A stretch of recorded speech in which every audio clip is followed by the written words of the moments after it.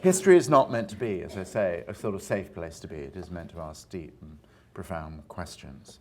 So on to, this is something I felt I had to do. I wrote a Jewish history book and published it many years ago, book about the French Rothschilds and the land of Israel. I had a tempestuous relationship with Lord Rothschild, Victor, one of the most brilliant and difficult people I've ever known. Some of you, I'm sure, knew him. Who famously, when I was late delivering a chapter or something, slammed his hand on the table after having beguiled me with a glass of Mouton Rothschild. And said, "Do you know what our motto is, Simon?" And I said, I couldn't remember what that meant. He said, "Service, and by God we get it." He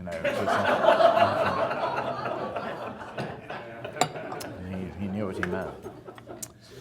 The reason why then I took this sense actually of Jewish history being urgently needed is the following thing. I said it arises from one of the things I've already hope I've made clear, and it's actually very important for our children and our grandchildren. I now speak as a new grandfather, so I love joining that club. And the best thing, actually, since I'm on a mad kind of fanatical campaign to mobilize you to do certain things, to turn you all into 60s protesters.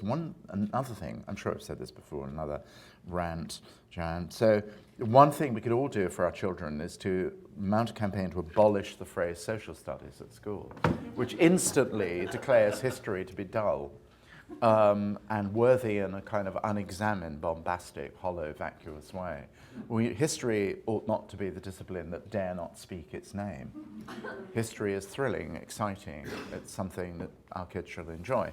And here's another reason, before I come on to the contemporary civic reason why I did this, and that's that there is, many of you will know, Jewish history has undergone the most extraordinary transformation since my august and extraordinary predecessor, Sola Baron, wrote his 18-volume history, which is absolutely the last word.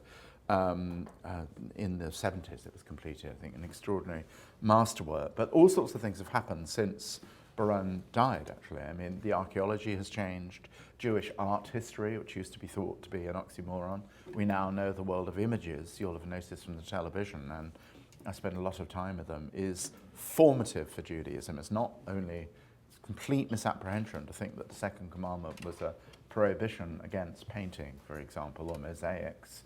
It wasn't. It was always, from the first half millennium of the existence of the synagogue, the second commandment was intended as a prohibition against sculpture, against pagan three-dimensional images.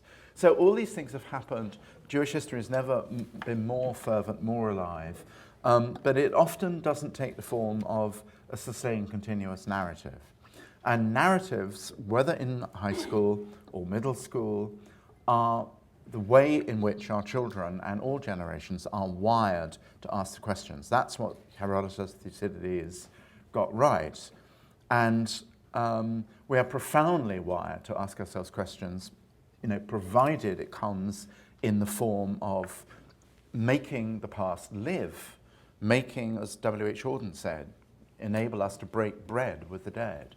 To see that those who've gone before us have something materially urgent with which to instruct us about our own predicaments. It's not like drawing a kind of simple template, simple solutions for calamity.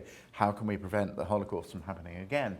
Historical calamities happen regularly in their own particular way. And actually, to simply idly and loosely draw Holocaust analogies whenever there's a rising tide of ugliness, as there inevitably is in some way a lazy thing to do, even if it means to be a reverent thing to do, because it stops us from actually looking at the particular problems and troubles and uglinesses of another round of difficulty.